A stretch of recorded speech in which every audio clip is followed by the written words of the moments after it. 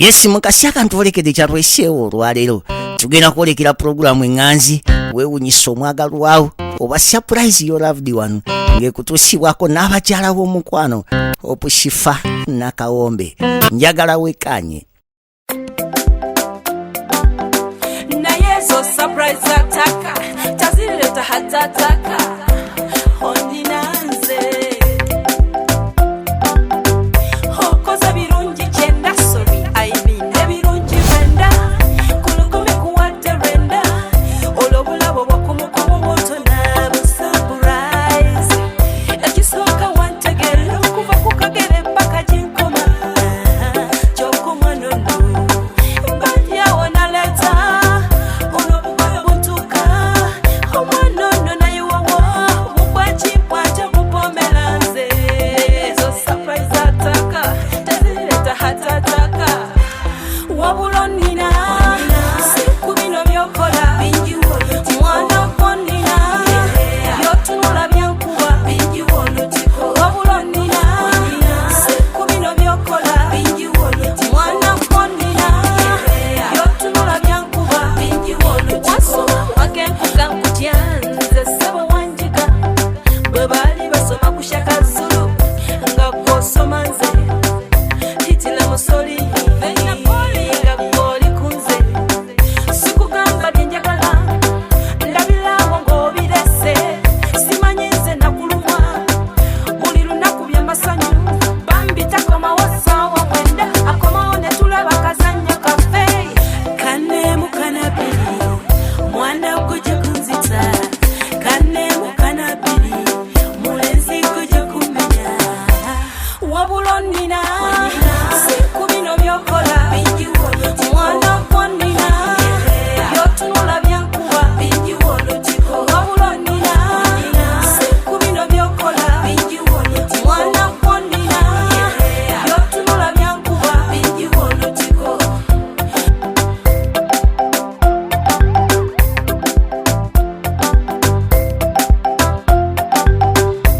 mujja munyambe mumbuulireko bwe mba mwita hani oba bebi sikwite handisamu olijinja lya muwendo erisinga byonna byendowooza mujje munyambe mumbuulireko bwe mba mwita mwite ntya mwite switi oba mwite my love Mr. Right Daddy Fast Timbone Mr. Lecturer bisobedde muntase wabula nina siku bino byokola mwana konina byotunula byankuba wabula nina siku bino byokola mwana konina byotunula byankuba wabula nina siku bino byokola mwana konina byotunula byankuba wabula nina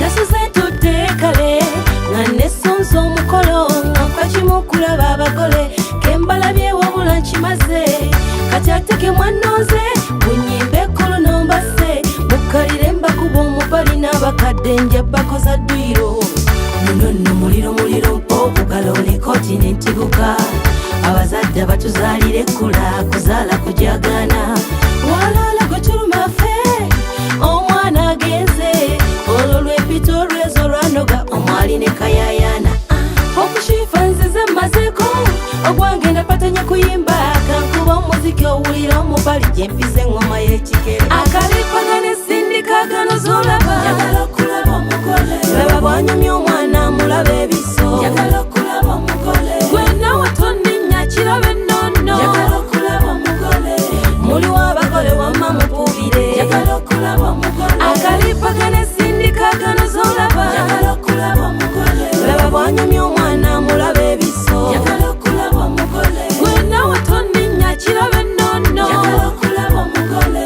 muliwo abagole wamma mupubire njagala okulaba omugole laba bwanyumya omugole alinga kibebi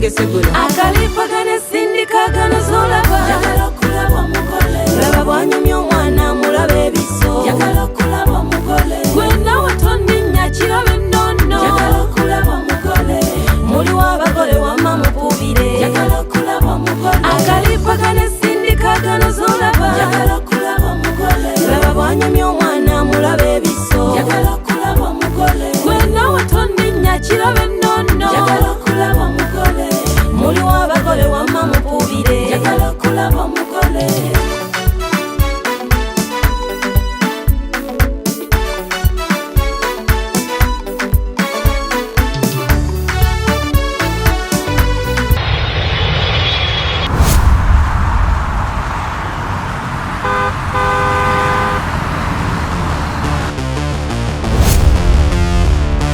Some places are simply where you stay, but some places are where you truly arrive.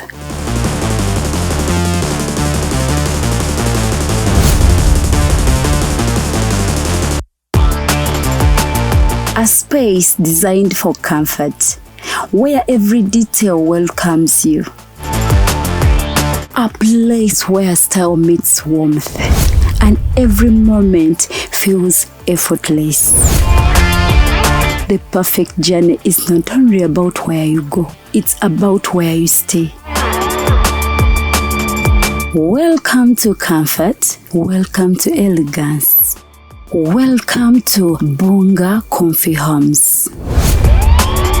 Now proudly listed on Airbnb, ready to welcome guests from around the world.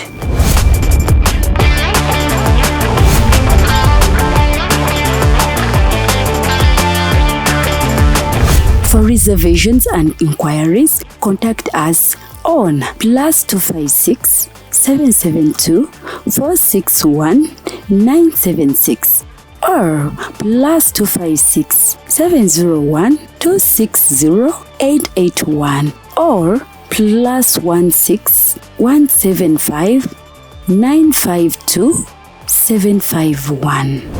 Bunga Comfy Homes. Your home away from home. Book your stay today. Tulina ba wise mind, wise lady. Nesoko mwatubulira ali wise muki. Wabula jangu. How wise are you? Tubulire. I am a wise man. Your names. My name is Kakuru Jeremiah. Okay. I am in primary 2. Oh wow. They tell us how wise are you? I am wise because God gives me wisdom. Oh wow. How do you know? How do you know? I know I have small knowledge. Somehow. You have a small noise. Somehow. Gwegamba tulekanira mu class. Somehow. Somehow I don't pay attention but other times. Somehow you don't pay attention to teachers. Yes, but other times I pay attention. But sometimes he doesn't. Sometimes you does, sometimes you doesn't. What was your grade this year, this term, this middle? Mid. Yes, mid. First grade. First grade. Wow. How many points do you got? 4. 4. Wow. Indeed, he's a wise man. You are wise. Nyakato, is he telling us the truth? Oh my goodness. First grade with the 4 points. In every subject I got 1, 1, 1. Really?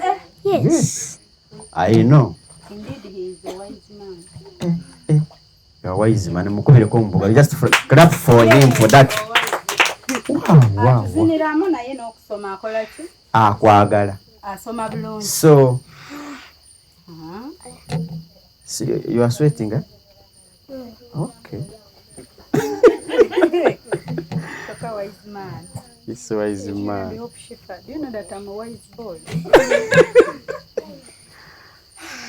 So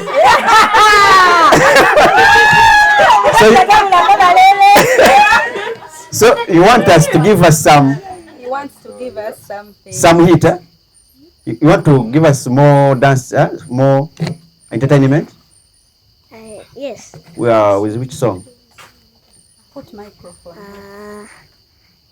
I want a song called Envunzento. Envunzento. That one was finished. So you want us to repeat it again? For you yourself, huh? There is another song other than this one? Other songs. See you tonight. See you tonight, huh? Okay. Yeah, owe. See you tonight is the same owe. No. Those are the two songs enough. Hey. Asabye na bbiri. Mbweza zimumala kati aloze owe muwalo akusatu agambe those two songs envunza no tonight. Bana. Then tusale cake. Ondinanze Hokoza birungi chenda sorry I mean ebirungi renda kulukumi kuwate renda olobulabo bwakumukumu botona surprise ekisoka wantegera kuva kukagere paka jinkoma chokoma nono mbaya wona leta olobulabo buntuka omwanono naye wawo mubwachi pwacha mupomelanze zo surprise ataka tazileta hatataka wabulonina siku bino byokola mwana konina byotunula byankuba wabulonina siku bino byokola mwana konina byotunula byankuba wasoma wagenkuga nkutyanze sebo wanjiga bwe bali basoma kushaka zulu nga kwosoma nze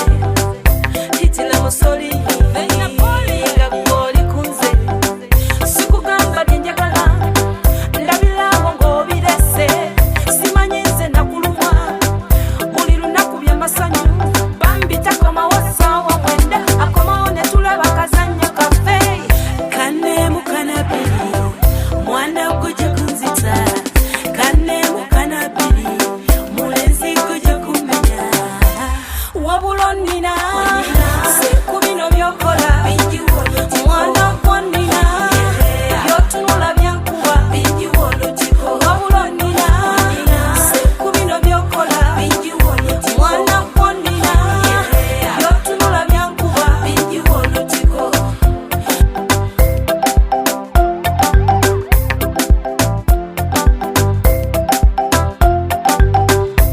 mujja munyambe mumbulireko bwemba mwita hani oba bebi sikwite handisamu olijinja lya muwendo erisinga byonna byendowooza mujje munyambe mumbulireko bwemba mwita mwite ntya mwite switi oba mwite my love Mr. Right Daddy Fast Tibone Mr. Lecturer, bisobedde muntase wabulonina siku bino byokola mwana konina byotunula byankuba wabulonina siku bino byokola mwana konina byotunula byankuba wabulonina siku bino byokola mwana konina byotunula byankuba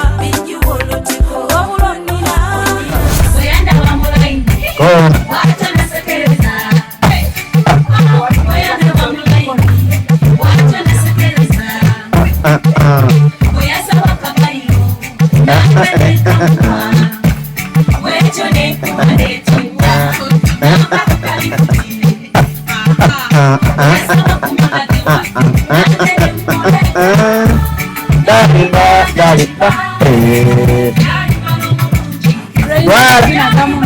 Gamaya. Another man called you for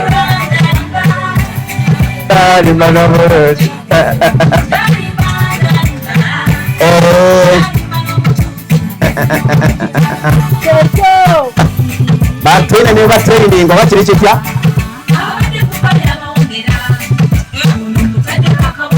what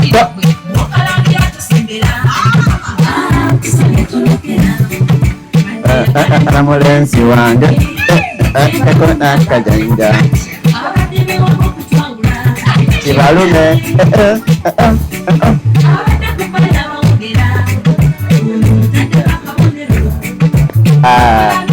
oyasigazzagage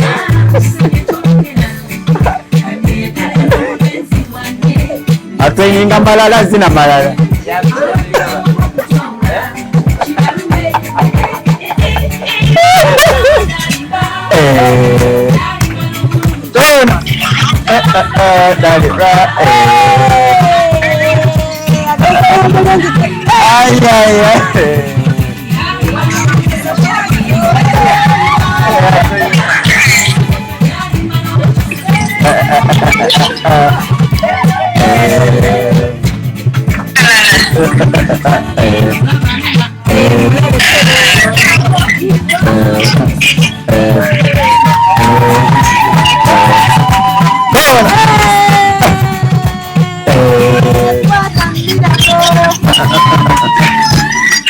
yes, natumule mu ngalo wanje akakama deko kwa ngalo kwa toli yote wanje surprises. Yeah, why not?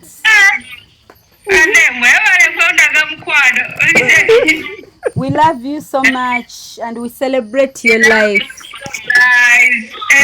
Mumuyimbire Mami Christine happy birthday.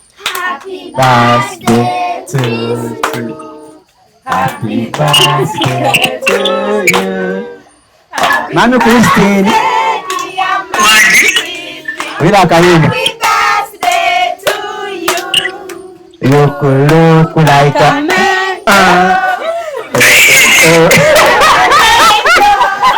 Happy birthday to you. Happy birthday, dear Happy birthday, dear Happy birthday to you. Happy birthday to you. Happy birthday, dear Christine. Wow. Thank you, Anne. Munange, that's a surprise. Surprise, no. And a surprise attacker. I think it's a attacker. Here we are. Not even rain could stop us. Tonya. Yes. Badasi mai mutudde baba mukaba ade mulungi ugambe ina kutola kifuba dembe. Okay, happy Easter buli omu celebrating. Yeah, mkwano, same to you. Happy banembe abatuusawo nega ye mukama yebale batuusa bulungi. Amina. N'abatudde abakoledde surprise ya cake era manyi kifato obulamu. Ibrahim n'abatumiddeko neyanziza neyanzege. Kale. Wami God, ne plan chickens nzirabye. Ebera zakusose ku cake imwe. Zikiwalampa banna. Zajiridde dda waliwo zasonzaawo.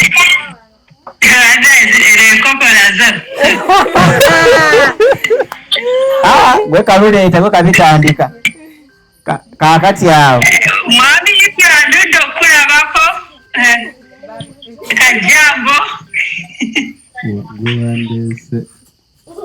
Wandese musinde wenategedde birthday. Bannange. Family buli omu abuuza zino online families otugamba ate byebiriwa. Nakku zino Naga mujja balaba mwantinde buli omu. Message zenfunye this time. Bamuti. Era tuli bangulidde ne cake from Uganda. Hashim omujjukira Shifa, Ole and dropping a last time. Oh, yeah, you remember him. Kubanze na cake, see a new cake, na ya ordering zekati zek family mutu jidye, wamtabadi wa gnesu wa cake inyo. Okay. That was yeah. I've seen the photos. I'm so grateful, and thank you for the love. We thank God for your life. Thank you so much. Nebaza mukama for buwangazi. Please, nendeze jise. To connect local and internationally. Yeah. Yeah, it's 1 year. Mujuke last time at a time it was in Uganda. Yeah, it's now 1 year by the way. Ninaza mukama for everything. So I'm ever grateful. Sinacha mukama. I'm so thankful and grateful. Yeah. Amina. Ene yaziza mwena Faruku mwena mbalaba head boy head gas manyalwa. Bamuye surprise. Tabitegedde bya surprise. Babi. Tebakusuubira kutuula. Okay, babi. Mukwano gwo mulabye yasinda nnyo nga right. Narukenge. Narukenge tumiddeko mukwano. Olaba buli omu amanyi nti oli mukwano gwange. Yes.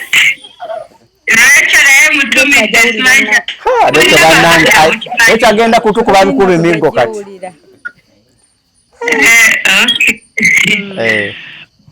Okay, babi neyanziza nnyo Shifa jakyaliwa. Mpulandi mukozi wuuyo ku kitaala. Jasi kajambo jasi. Julia bro. Naye tumidde mukwano. Mwami gadi gwe twogera all the time so. Mpozi Ibula kutumireko. Yakubula. Ibula yabula albadde muweza message oli okya mwami Ibula. Neke bambi ampereza good touching words, so mwebaze era abaddeko ndowooza nja kugerako naye. Thank you. The past few days mbadde relaxing, feeling the love and the joy. Yes, you deserve it. You deserve more, you deserve better. Ukama abakumbe mwenna continue enjoy the cake. Yes. Bamu tukwebaza byonna naffe byotukoledde ab'eddundu. Twebaza buli kimu atwambaza atuliisa atuwadde project ya Planned Chicks bannange osanga buli kimu mazima. Sista mulungi wali mwalawe mulaba. Mwanyina mulungi taza ali ku mulimu. Abalongo bali present abalongo. Tebabitegedde. Brenda, these are my line family. I can't believe you're in our online family. How are you? Fine. Hello. Happy Easter. Thank you. Happy Easter too. Thank you. Okay. Yeah. See you guys soon. Okay. Thank you so much. Bye. Yes. Thank you so much. You're welcome. Bariko papa. Kale dear, enjoy yourself. Mbatumiddeko banne mbagala nnyo. Thank you so much. Nsaba buli omu eno love and feeling kubanze nange nali sibisuubira. Gitulituuka wano naye Mukama yeewaase. Katumuwa akayimba. Amina. May you stay blessed. Kayimba kako. Surprise ataka. Kayimba kako. Era. Oh, ni nice.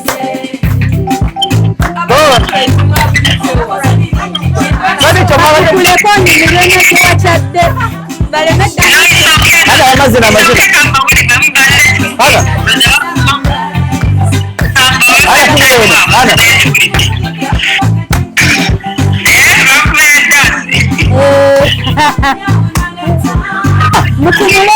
Muleno.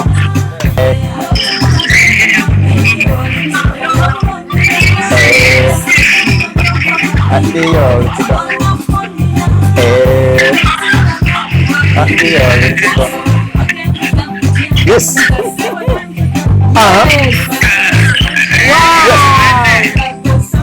Agomagoro.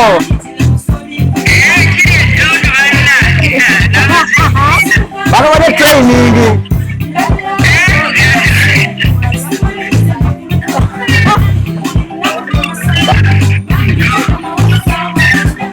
Gona? Kanadi. Gona. Bani. Abana bazina abana. Pabulonina.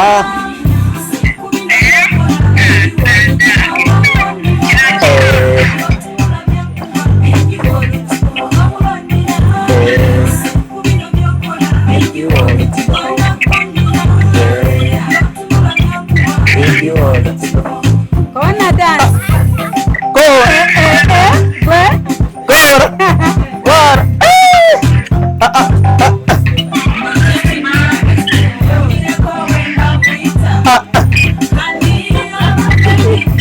Stop the hell madam.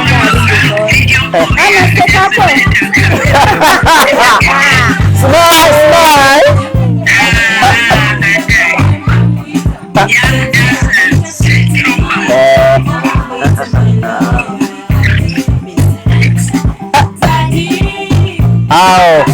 boy.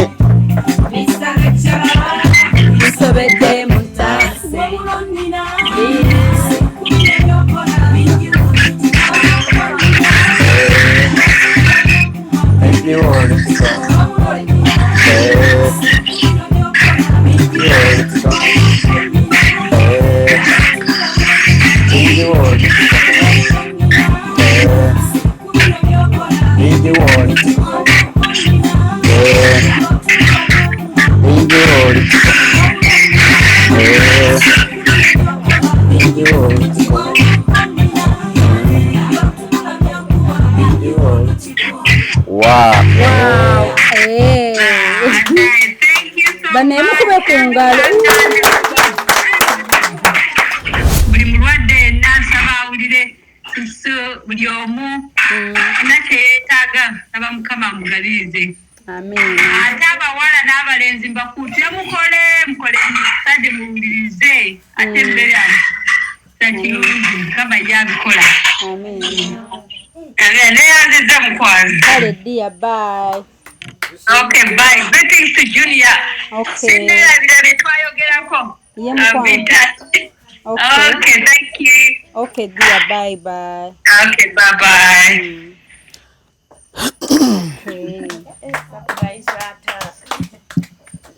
Okay. Ate yeddundu yeriwa. Nkoze mumaze. Mubade mumaze. Etuweddeyo tiimu eweddeyo. Katileta. Twabasanyusa. Kompaka zindalo. Bamusanyusa. Okay. Bannange tweyanziza nnyo abazinyi ba entertainers. Mwebale nnyo mwebalire ddala. Bannange olunaku lwa leero lwanjawulo eno Easter tebangawo mu ddondo. Si bwe kiri? Surprise nange babinsuulako awo. Bade simanyi. Mukubereko mungalo okufuna surprise olwa leero ya Easter abanadondo mwenna. Twebaze mami tumwongere obugalo. Olw'okutwagala ennyo. Jo yavudde ku nnyonyi nasibira wano eddundu. Asuza alowooza ddundu. Yavudde ku nnyonyi ng'agamba ddundu. Agamba nzija ninga ndowooza asaaga naye nga ali serious. So ebyaddala tulowoozaako nnyo ate atwagala nnyo. Simanyi nakumanya alavuja yina eddundu eyo yanjawulo mukko. Ntumwebaza okubanga asurprisinze Mami Christine. Mami Christine banange buli omu amwagala nnyo tamanyi kyatukoledde. Si fefeka wabula abantu banje ku social media wonna. Buli gwe tutamanyi yamukwatako n'abalala. So Mami Christine tukwebaza nnyo ddala okubanga olina omutima ogwagaliza. Sigamba nti oba nze nzekka naye buli omu akukwatako era omukwatako. Banange tukwebaza nnyo olw'omutima ogwo. Abantu bwe batu tebasangika. Yatandika naffe ebyokusaaga. Weewonye n'ava n'e Bungereza n'ajja wano eddundu n'atulabako. alabe ku family bulijjo gyalaba ku online era yamala kubanga yagenda okubanga atebenkala mutima gwe ng'amaze otuuka Ddundu. So nolabera nga yalina love ey'amaanyi eri abantu b'Eddundu. Kyokka ne mami naye agambye nedda tucelebratinge birthday ya mami Christine. So mami webale nnyo oberere ddala tumukubireko omubugalo olw'okwagala mami Christine waffe n'okumulowoozaako ekyenkanidde awo omutuufu webale nnyo oberere ddala. Yes. So ate n'akikolera l'omuwamu naffe n'atulabako ate yali giselebratinze wali ewaka ku entertainment. Okitege nabeera online naffe ntubeerako awo naye avuza amafuta enkuba n'emukuba kati obuserezi buli awo nagamba naye ngenda Ddundu mu kisooto kyange wali. Okitegedde? So eyo laavu yanjawulo simaba mukirowoozaako muti ekyo. So kyanjawulo mukko nnyo ate brother Ibulu naye akubyako surprise nze namusibye gundi message ngamba ng'amwejjako nange ng'amanyi wa kamusindikire message ndabo banajja ninga ng'amumanyi tagenda kujja nze mumanyi nasirikire eyo agenda ogamba nti ate kati essaawa emunzigi omusajja ono tategeerekeka alimu oluka miliyoni. So tukwebaza nnyo ddala tubale tudde okulabako ate oyagadde otulabako era nogamba kangende ku Isa nange bakube surprise munnange lunaze mukubireko mu ngalo.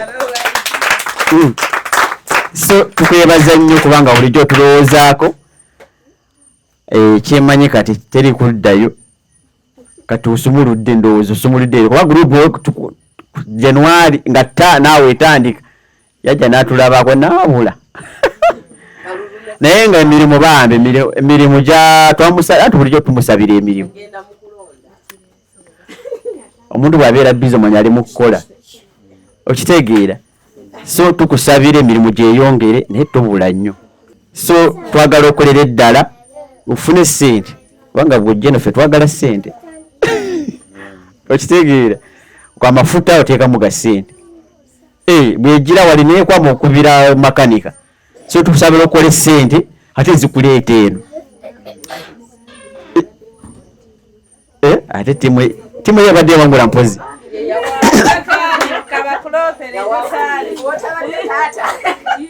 naye timu yabadde yawangulako lumu yawangudde luno olusembeeyo wamanyi eziri bbiri ng'abadde muwangula.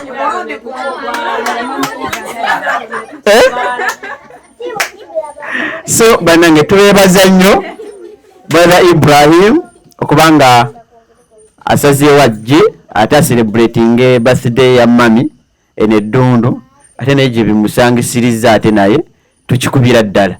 So webale nnyo okwagala mami Christine kubanga mwana naye atwagala ate nga bw'omumanyi alina omutima oguli simanyi nakumanya nange ngwegomba. Omuntu abeera n'omutima n'ogwegomba nga nange olaba togusobola okitegeera. So tugezaako kwegomba emitima gy'abantu tugezaako tulwana okitegeera. So Katonda atuyamba atongolemu emitima egyo emirungi egy'okugaba egy'okwagaliza egitalimu yadde yadde akakunkuna bwe kati bw'aba akuwadde aba akuwadde okitegeera.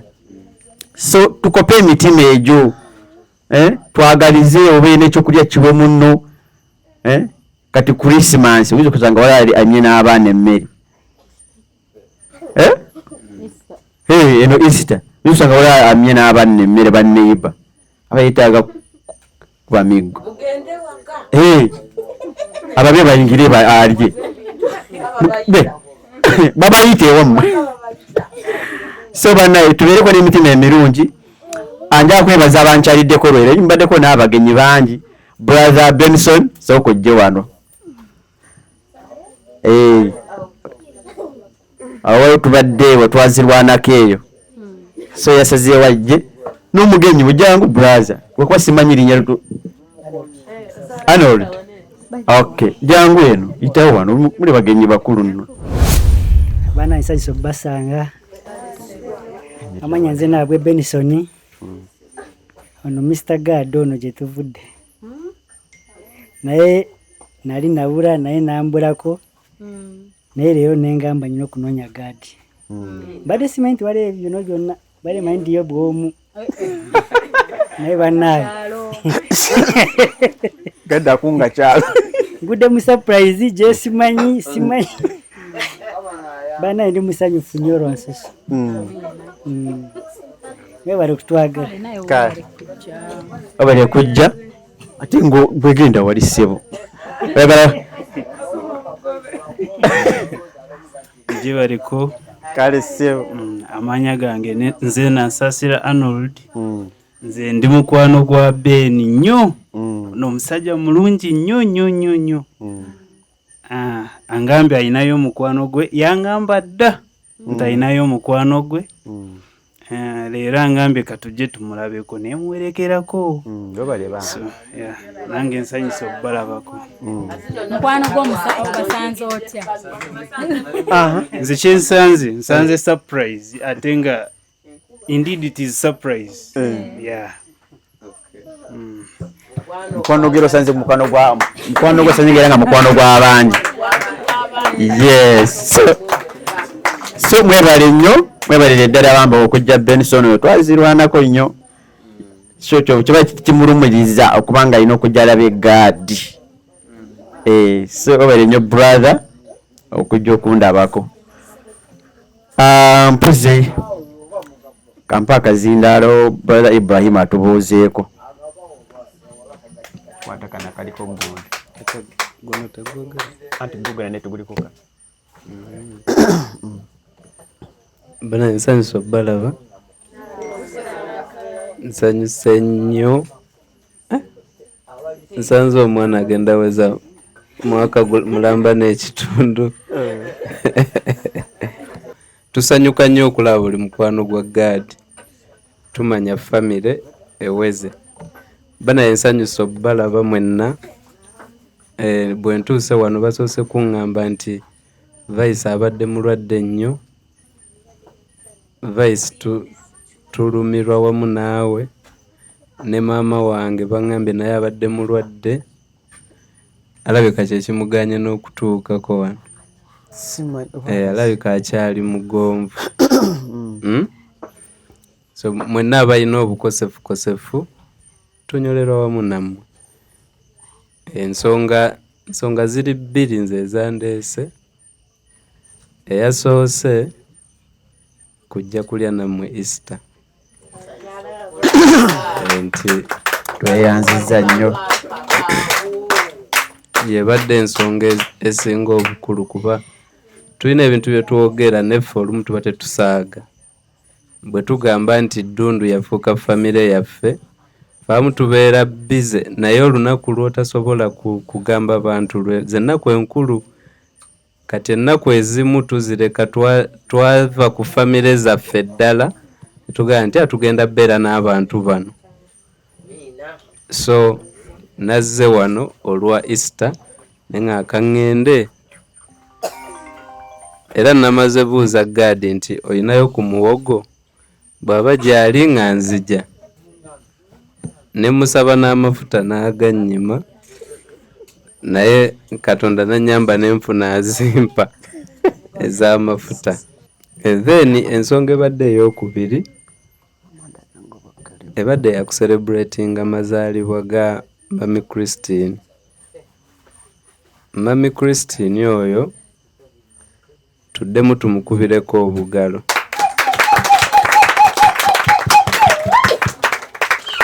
Simanyi oba anaabiraba naye nange simanyi bwe tuyinza mulaga nti tumwagala nnyo. Be bamu ku bantu abasobozesezza bye tukola okubanga bitambula. Tutuula wano buli lwa Sande ng'omuntu bw'abalaba alabanga abali mu kuzannya. Waliwo n'abatulaba nga batulabanga abaggwamu essuubi. Okitegeera.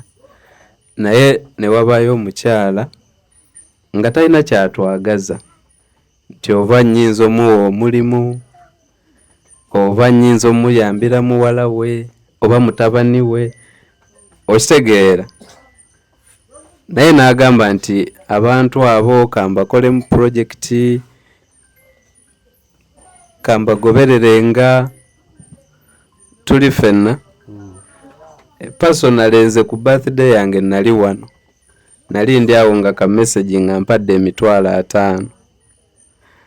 Kati osirika n'ogamba omuntu ono nze muddize eki. Okitegeera nga tolaba ky'osobola kukola ki? Kumuddiza. Kuba nze sikwatangako $5,000 nengawa muntu mazaalibwa ge. Naye omuntu nga takumanyi yakale yajjako wano meeting n'andabako, okitegeera. Naye n'agamba nti birthday oyo omulenzi kamuweeyo $1,000 bwe giti. Takomaawo ndowooza kati ayogera ne Gadi okusinga nze. Okitegeera. Ayinza obba ayogera naawe mu wiiki kale emirundi gumu oba ebiri. Buli lunaku. Tokiraba. Mukyala ayogera ne Gadi buli lunaku. Kati nze mba ndikyali wa Gadi ne bali abatatu challenge gwoyinza oba omala n'emyezi 3 nga towuliza Gadi bwakola ki bwali naye olina abanga ali Bungereza nenga buli nnaku agamba eno famire nagyegattako nenga talina kyabagaza abantu kyangu nnyo okwegatta ku bantu abalina kye babaagalako. Okitegeera ng'oli alina kyakwagaza naye omuntu okujja na connectinga nawe nga talina kyakwagaza wabula n'agamba kati ono omwana muzaala afuuse mwana wange okuva na leero. Okitegeera. So tumuyita Mami Christine olw'ensonga nti yeeyisa kizadde onfuna. So nalabye nga oba kitya oba kitya ngenda kujja nange nadde simanyi teba wagenda beerawo abantu naye bwe mbadde nkimanyi nti ayogera ne Gadi kati nagaye kanzije ngambe Gadi nti munnange nandyagadde celebrating amazaalibwa g'omukyalo oyo naye sirina buki busobozi wabula muŋŋambire nti byonna byakola tukola ki tusiima. Okitegeera. So wenjagala okwebaliza Hope Shifa eyatugatta ku mukyalo oyo tukubireko Hope Shifa obugalo obw'amaanyi. Hope Shifa kulikayo gy'obadde mpulira nti owunya mafuta ga nnyonyi kulikirayo ddala naye tukwebaza nnyo weebale tugattako bantu bansonga n'abalala bangi naye leero lwa Mami Christine. So tukwebaza nnyo n'okwerekereza buli kimu n'olaba nga abantu ba wano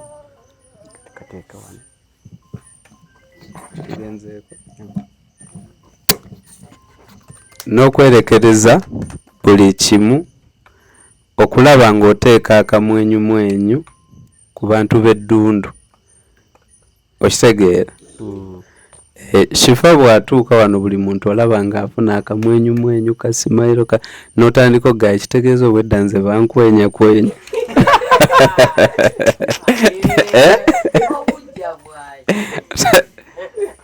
Mpiseewo nnyo. Olaba nga abantu essanyu likola ki naye nga si bya bwereere bambi akikolerera. Okitegeera. Tuddemu tumukubireko mu bugalo. Si kya bwereere sikyogera nti mpulira obujjaye naye ndaba essanyu atuuka mu kifo n'ofiiringa small. Okitegedde. Ng'olaba nti abantu bayambako baalaga omukwano nabo bagumuddiza oba bakimulaga nti bakola ki bamwagala. So nze kyenjize manyize buli wembeera njagala nnyo byenjiga kyensinza oyiga mu lunaku lwa leero nti tewali ndowooza kisinga kukolera bantu birungi. Kyemmanyi Mami Christine gyali asanyuse. Okitegedde. Naye eryo essanyu lyawulira lyessanyu ffe lyatuteeka ku mutima. Kyova olaba nze wensaasirira ennyo omuntu ayagala anoonya essanyu ng'alyenoonyaamu. Singa bw'oba oyagala ofuna essanyu ate yamba bantu balala kubanga ate bwe baba bakuddiza oba tukisuubira nakukola ki nakukisuubira. Okitegeera. Kuba omwaka guno osobola obba ng'oli bulungi okuddako n'obanga oli bubi nnyo nga gwe weetaaga okugumya kati oli wajjira gwe wayambako ate ye n'akulaga nti oli muzira we owulira essanyu n'oga kitegeeza wakyaliyo abantu abanjagala oba abandabanga ow'amaanyi okitegeera kyekintu kyensinza oyiga then ekyokubiri ndowooza celebrating angako Easter bwe nti mpulidde something special Abedondo mwekubeereko mu bugalo lwe lunaku oluggwako nga mba ku ofiisi nga ndi mu ofiisi okitegeera naye leero nagayo ka ŋŋende wa eddundu ndabe ku bazadde baffe baganda baffe mikwano gyaffe okitegeera so njagala kwebaza nnyo Shifa kuyiiya n'atugulira ku keeki omanyi nakoma okulya ku keeki nga ndi wano teri wali osobola girira okujja ddundu wano kati ze twakalyade nga toliyo babuuze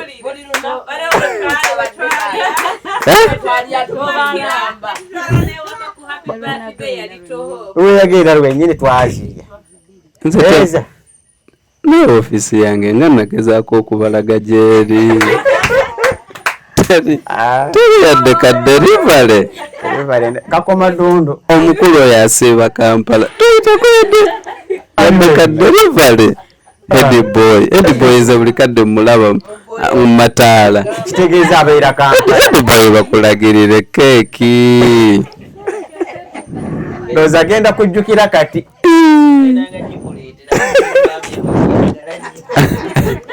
oyo ayagala keeki boy naye ndowooza nja kugiriranga wano kuba wendi ebibadde bimbuziza bigenda biggwa amiina ate gadi abyogera bubi anyway ndowooza n'abalala mukyogera bubi nti nababulako oba munneebaza okudda sirina we nali nvuddeko wano nedda ku maaso mpozi ku maaso sirina we nali nvuddeko wano mwe kye mulina omumanya nti eno ensonga ndi omu kuba agitandika era njiriko oba tuli nammwe paka nga obulamu bwaffe bukyuse okitegeera nze siriwo wano nti navuddewo wendi only that bw'olaba nga sirabise omanya waliwo mbeera ekoze eki ate last year ndowooza sirina lunaku lwe namisingamu naye guno gwe mwaka ogwatandise nga guli bwe guti gwalimu obululusi nga buli ekibaawo tetwakibala okitegeera abamu nga buli ekizze tewakibala naye ng'omusajja ng'olina kulwana ate osooka obiyitemu gadi akyogedde wano ate nga kituufu nti ffe tukwagala eno ng'oze neki ne ssente kuba emmotoka jja kunywa amafuta ojja kwetaaga biki tuyina okulya wano oba ntegeerekeka naye nga weetuli tebusobola kukya ne twefuula nti tetubamanyi nti oba eyo sikwatangayo okitegeera ekyova olaba okukibalaga nti olwaleero nkakasa kabeereho Shifa Kampala eyo gye mulaba ennyuma eyina ebifo ebisanyukirwamu bingi naddala leero okitegeera kati personally njagala nnyo emunyonyo kyemanyi waliyo ebiriyo naye okubalaga nti tukyali ffenna noonyezaayo olunaku abantu bonna lwe bakkiriza nti lwakitiibwa neŋŋamba lwengenda okujja oli aleme kulowooza nti tujja lwe tutalina byakukola okitegedde kuba nkakasa tuli tuyinza obali tubadde na byakukola mu maofiisi naye ate abatuwetaaga nga bangi infact leero mbadde ntuuka wandowooza ku express nga Faruku atuuse ku ofiisi Shifa Faruku ndowooza amumanyi oba yakuwaako lumu n'okola surprise yabadde ne program nange ng'ateekwa okujja ku ofiisi era ne mugaa ku ssaawa 8 nze bwe ziweze 9 n'ensimbulawo Badde nakasimbula nabangamba atuuse ne mugamba obudde bukoze eki. So luba lunaku nga luli busy naye siina bwe mbadde nsobola kibalaga nti tuli ffenna okujjako nga nonzeyo olunaku nammwe lwe mukkiriza nti lwa muwendo ne tubeera ffenna oba ntegeerekeka ngalo ziriwa. So tuli ffenna era tukyatambula ffenna paka nga tugusiza ebyatugatta. Amiina.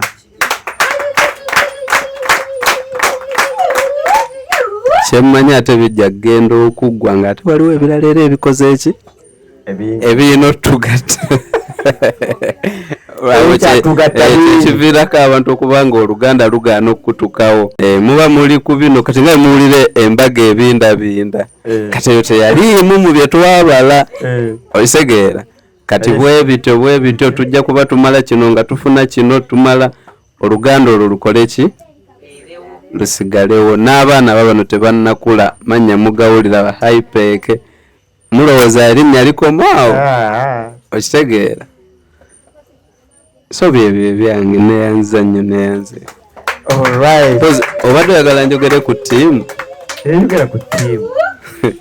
Tukyaliwo era weeri era tosemba nakyo. Ttiimu Ibulamu mpe ku kahayi nga bakendedde bonna balwadde. Bagenze mu Easter kirabika. Bonna balwadde. Ttiimu Ibulamu bakyakala nnyo. Naye nga weetuli abatamanyi ndaba balikodinga. Tulina ttiimu 2 olw'ensonga tulina kye twagala okukola wano. Enkuba bwezze wano era mu kirabye nti tufunza abamu ne tunoonya emmotoka ne tubeera eyo ennyumba tetukola ki tetumala okitegeera. Buli atwagaliza essanyu lyolaba wano nga bw'oliraba onyumirwa twetaaga ogaziya ennyumba eno nga fena tusobola okugyamu okitegeera. Then twetaaga n'okukolera gadi business nga tuba tucelebrating amazaalibwa g'omu ku ffe nga naye asobola okukwatayo emitwalo 10. Okiraba. Abaana baffe balina okusoma so kyekitukuŋŋaanya wano tunoonya ssente tugaziye ku poloti eno tugaziye ennyumba tuleke garden Millicent nga bayina omutwalo gwe bayingiza mu nsawo buli lunaku. Mbadde nnyumya ne Vice n'angamba obulwadde bubaluma naye okusinga nti Ddundu yafuuka Kampala. Buli kyakulya kiva mu nsawo. Naga kati ebizibu ebikuyitirirako ye pressures endwadde kati ezikola ki ezituluma okitegedde. So buli muntu ali eyo abantu beno beetaavu twetaaga tubakwatireko. Bw'ojja Ddundu otegeera nti ate gwe oli bulungirungiko bwe kiri okitegedde. Otuuka n'ogaa ate oba nze ndi kaleekaleko. So tusaba abatulaba mutukwatireko ate mujja kusiimibwa. Omanyi essanyu ly'abantu lino lyolaba kati nga olaba basanyukidde Mami Christine gw'oliraba ng'erikomaawo naye lirina bye lijja nabyo okitegedde mu maaso awo. Gwe buli lwolaba ng'olina omuntu gw'osanyusa oba olina empeera z'ogenda okukola ki ofuna ng'era bw'oba onyiiza abantu gw'osobola okulaba ng'ekiri nnomo. Naye empeera yo bw'ejja eyinza okujja ng'ekkomera esobola okujja nga okufiirwa esobola okujja mu mbeera yonna naye nga tokyasobola kudda ngulu okitegeera. So ffe abamu abaagala obulamu tutegeera kusanyusa abantu n'oga Vice agambye mulwadde kamuweeyo 10,000 okitegedde. So tusaba mutukwatireko tuguse mission eno. Kyambalo kino era nakifunira wano ku birthday yange okitegedde. Nyambadde birthday nga nze tu celebrating birthday okitegedde. Demu ku birabo nze byenfunye eno. Sebo najja wano nga sinyirira bwenti. tolina suit ngayambala t-shirt kati mukyusa system era menta kikulu ababeera wano ne mutanyirira nze simanyi buzibu bwamu okitegeera mbeewuunya kuba ne gadi ndaba anyirira okitegeera naye ate ye gadi ate gwe wandikendezeza onyirira oba kyekitubuzisiza sente abantu balaga kati ono gwe tudduukirira ng'anyirira otusinga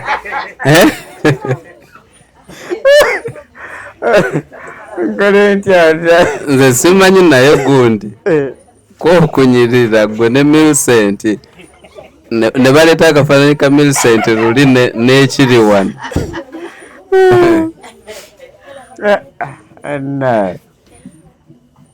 tweyanziza nnyo.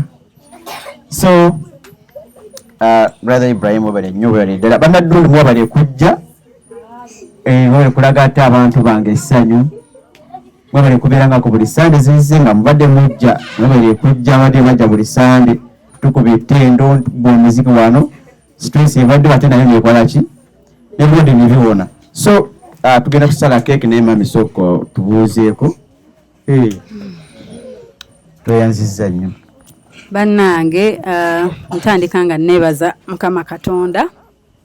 Twali wano ngamba siibula ne mbagamba nja kudda lwakuba bandawutinga asiibudde tajja kudda, but I'm here stronger and better and happy.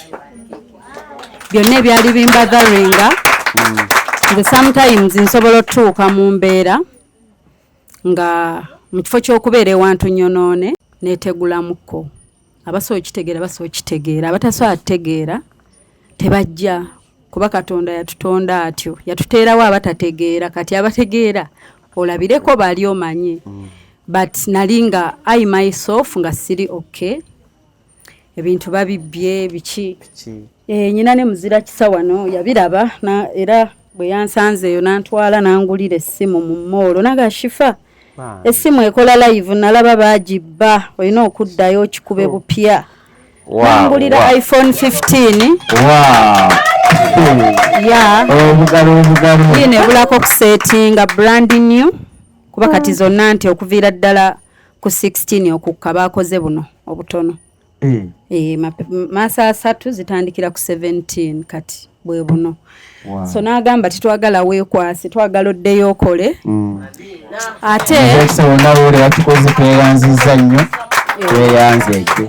Ate kyenneebaliza Katonda nti tiimu Shifa Dubai balwanye mu kugenda sijja kutottola, but we had a mission nga teyongera ku career yange, which mission was accomplished.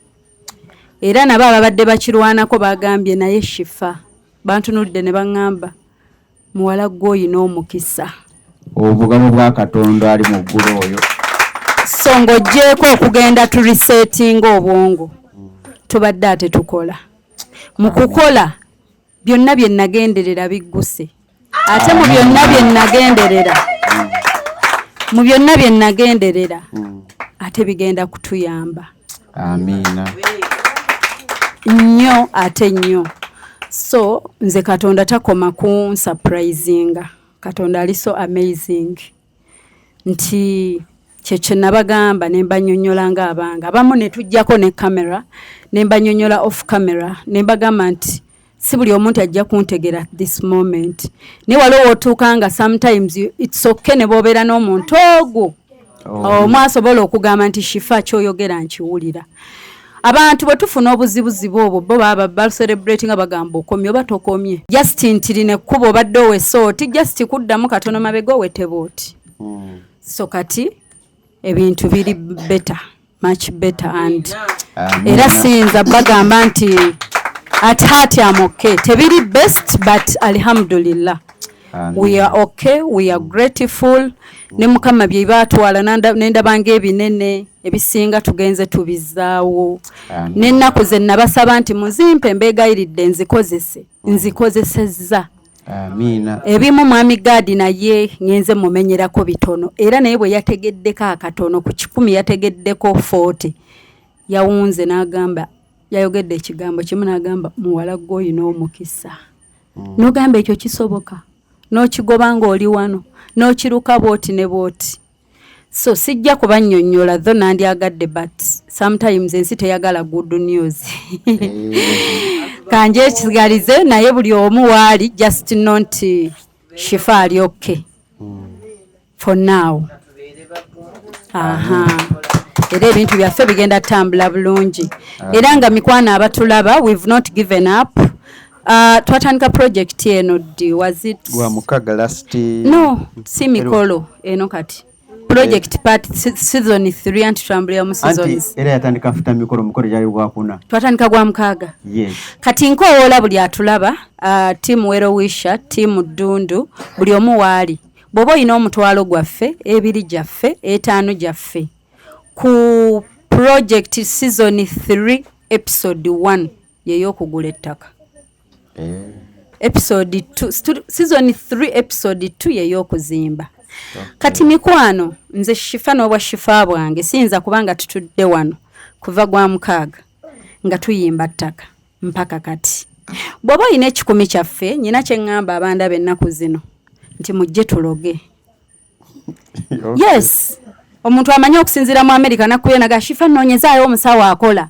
buno ly'eddogo nze lyenkozesa nayizo bagamba sibawa kikolo na ddagala nze eddogo eryange kujja mu bantu abateesobola kuwa kyakulya atalina kwambaza lugoye atayambadde bwendoga jasi nyinayo eddogo eddala ligamba abantu wembamba kwezi tulinayo bwe tutera okukunya obusanga musawo yange gwazikwatamu babuulire bwe tunyenyanyeenya kati mbakowoola mujje tuloge mbawadde 3 weeks bwe kinnema mu 3 weeks ngenda kudda nangirye ku kamera nti project yagaana mbasiibule sikoma weeno mbawadde mpaka Sande 26 omwezi guno mpaka 26 on 3rd I'll be here announcing the results if you're standing with us nga wandyagadde ogabane ku ddogo lye tukozesa nga wandyagadde naawe ensi ekugondere sinalinya ennyonyi nga nyina wadde 10 tiketi nze yagigula ebintu bye tukoze ne bye tugize biri mu millions za sente meka kuba bikoze bomanyi kuliko gwenzaalibwa naye tuloga bulungi oyo mulogo